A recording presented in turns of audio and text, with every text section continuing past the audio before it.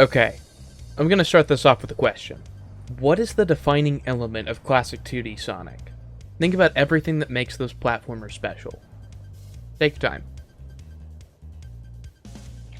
I'm sure there were a vast number of answers to that question, from the music to the art style to Sonic was never good. But I'm willing to bet that most people either said the controls, the level design, or both. That's the defining part of the classic Sonics. And I'd be inclined to agree, especially when looking at Sonic 2 and 3K. Don't get me wrong, I love the music and art style from the classic Sonics a lot, but other legendary classic game series have those elements in spades too. What made Sonic different are those controls that take advantage of great and unique level design. Those controls are satisfying, especially for those who master these levels, because of the use of incredible momentum mechanics in parts of the levels that both add to and reward that kept momentum. Those ramps, loops, and other creative momentum devices are what make Sonic's 2D level design so special. Now that's not to say Sonic's emphasis is always on speed. There were slower and more conventional platforming stages too. While Sonic 1 had problems in this regard, Sonic 3 had a balance of platforming and speed that was pretty solid, and Sonic 2 kept its emphasis on speed throughout almost all of its level design. The good stuff anyway. But those elements, the loops, the ramps, the use of momentum to get you from one end of the stage to the other, just didn't really translate into 3D very well, if Sonic's rocky jump to the third dimension is any indication. That's not to say Sonic Team didn't try, far from it. You can see in the test levels that they were experimenting with old staples like U-curves and shuttle loops, trying to see what could be done to make them work, but making practical level design with these wasn't really possible. Beta Windy Valley indicates that even later into development they were still trying to make level design that required the player to use momentum, and at least in my opinion it paid off pretty well. But this level design required complicated uses of SA1 spin dash jump to take full advantage of them. So that sort of level design was sadly scrapped in favor of the more streamlined and simple level design we saw in the final. That's not to say it was all bad or anything. Adventure 1 Sonic stages still hold up really well, Skydeck notwithstanding, but just looking at how these levels were built shows a shift in philosophy from the classics. Levels no longer reward the maintenance of momentum. Rather, they're fun, but not very unique obstacle courses that, if one knows what they're doing, can be sequence broken via the use of the spin dash jump. I want to make it clear that there is a ton of satisfaction in breaking some of these levels in half using this technique, and there are even some examples where the developers left you goodies for doing so. Helping is that Sonic's controls are absolutely amazing here, but one fun trick does not a game make, as fun as levels like Red Mountain and Speed Highway are. Not helping is that there are also examples where this mechanic actively hurts level design. If you're trying to use the spin dash jump on ramps, the most likely result will be you overshooting your target, leaving you without the prize, or, in the case of a bottomless pit, one less life. The latter isn't very common, but the former showcases a problem of inconsistency in the level design pretty clearly. They even tried adding loops and corkscrews, but thanks to the shift in dimension they were all automated sequences. They no longer acted as a sign of accomplishment for your ability to maintain speed through a level, instead functioning as tools for spectacle, a trend the series would never really stop up to present day. And so Sonic carved out a new identity for itself in 3D. It's not totally removed from the classics, but a lot of what made those games fun has been replaced with new ideas altogether.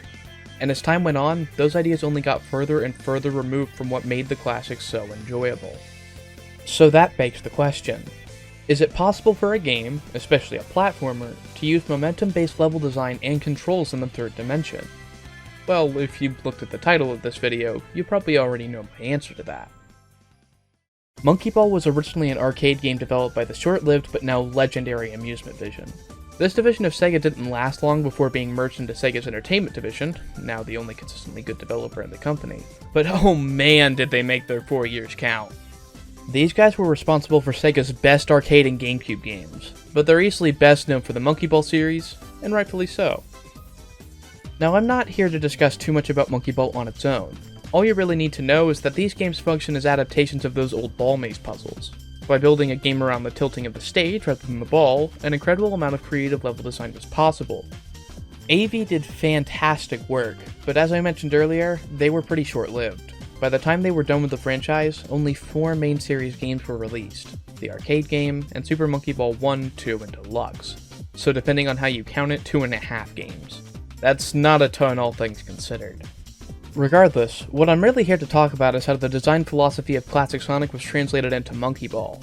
That might sound kinda weird, after all Monkey Ball uses a completely different approach to its controls when compared to classic Sonic, but I think I can make a solid case for it here. To begin, let's look at the core of all of this: rewards for momentum. This trait is especially showcased in Monkey Ball's ramp-dominated stages like Gravity Slider, Waver, or even Bracelets or Serial Jump for more out-of-the-box examples. All of these stages have shifted the element of momentum from just being a reward, although one integral to the experience, to the act of building momentum essentially being the point of the level design. It's no longer like classic Sonic, where keeping the top path is optional and required the use of clever momentum tricks. If you don't figure out how to make these physics work in Monkey Ball, then you fall out. Simple as that. This harsher skill ceiling really makes the player understand every bit of nuance in Monkey Ball's controls, and appreciate the level design more than they ever did in the classics. We saw earlier that systems like these were attempted in SA1 test stages and were deemed not functional, and if you've played them you can understand why. Perhaps most noteworthy is the physics-based shuttle loop. And it's worth noting that even when changing the methodology behind the controls, Monkey Ball never tries for any sort of shuttle loop, and usually, whenever the game asks you to navigate structures like corkscrews or rings or moving cylinders, it's in some of the series' toughest levels. Outside of these particular examples, the game, when not testing your precision to incredibly intense degrees, is largely about completing these stages as fast as possible. You are on a time limit after all, and many of these time-sensitive stages include bananas at the endpoint to incentivize getting there early rather than having to skip them just so that you can clear the stage. Oh yeah, that's pretty much the most obvious parallel between these two, isn't it? Bananas versus rings. These collectibles are used in pretty much identical manners. You collect 100 of them to gain an extra life, and they're rewarded to you in large quantities for completing difficult momentum challenges. Otherwise, they're sprinkled across the stage for you to collect.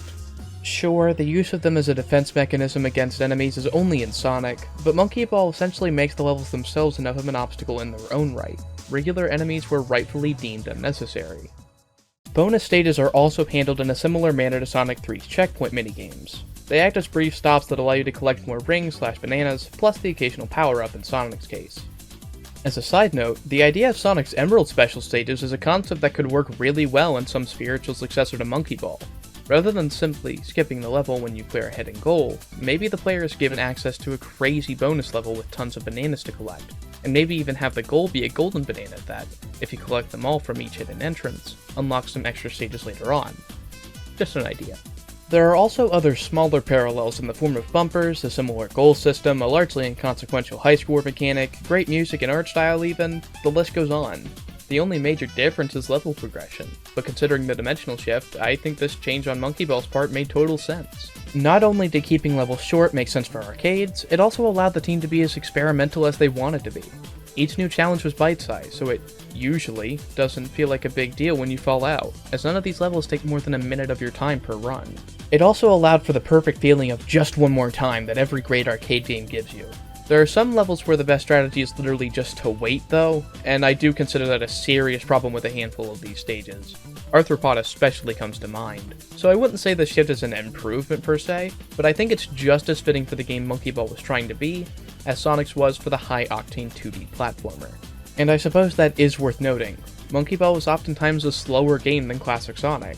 While many of its levels weaponize the timer or incite speed through level geometry, just as many are about slow, super precise movements of the analog stick. The feel isn't quintessentially Sonic, at least at those points, but I think it captures a very similar magic as the classics all the same.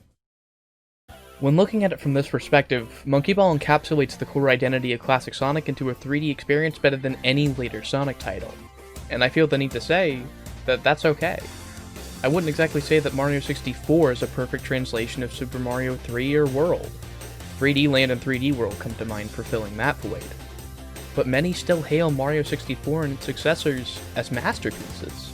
While I wouldn't say that the Sonic Adventure games, or even Colors or Generations for that matter, are masterpieces, they did carve out an identity for themselves, for better or for worse. As stated previously, the adventure games have plenty of highlights, and Colors and Generations are no different. But they aren't really the same at their core as the classics. Monkey Ball is that core. And while it's otherwise been redefined, I consider it the true successor to the physics-based platformers of old, which everyone loves and/or tolerates.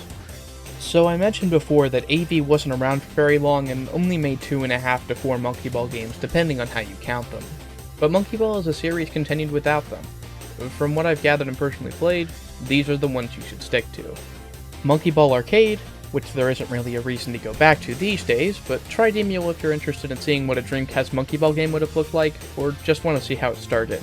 There's also a mod for Super Monkey Ball that tries to put the arcade assets back into the GameCube version, but I think it takes away some of the low-poly charm of the normal arcade experience. Super Monkey Ball, which is just Monkey Ball Arcade with better graphics and a handful of new levels. Super Monkey Ball Jr. and Touch and Roll, both of which are essentially just Big Crush ports of Super Monkey Ball. Super Monkey Ball 2, which comes with a story mode with new levels and quality of life improvements, notably widescreen. And Monkey Ball Deluxe, which has every level from Super Monkey Ball 1 and 2, plus some from a cancelled third game. It's the best value, but every version comes with some compromise. The PS2 version is trash. Just don't. Just don't. The Xbox version is good, but doesn't include Super Monkey Ball 1's nice reflection graphics and widescreen mode. The unofficial GameCube version is the best, but is only playable through Dolphin or a modded console. Go with this if you can though. I had no issues running it on a Wii U with Nintendo, so you should be good for use with official hardware. If I had to recommend one of these games to start out with, it'd be Super Monkey Ball 2. I might be a little biased since that was my introduction, but having an infinite live story mode makes introducing yourself to how this game works a lot more enjoyable. Monkey Ball Deluxe on anything except PS2 is also a great choice, but those challenge mode options get very lengthy in Deluxe, so just keep that in mind. But what about the later games? Well, for now all you need to know is to pretty much avoid all of them except for, maybe, Banana Blitz. But I may do a video on them all another time. Next time though, I'll take a closer look at Super Monkey Ball 1 and 2 on their own, and how they compare to each other. But until then, this is the Gaming Siri, signing out.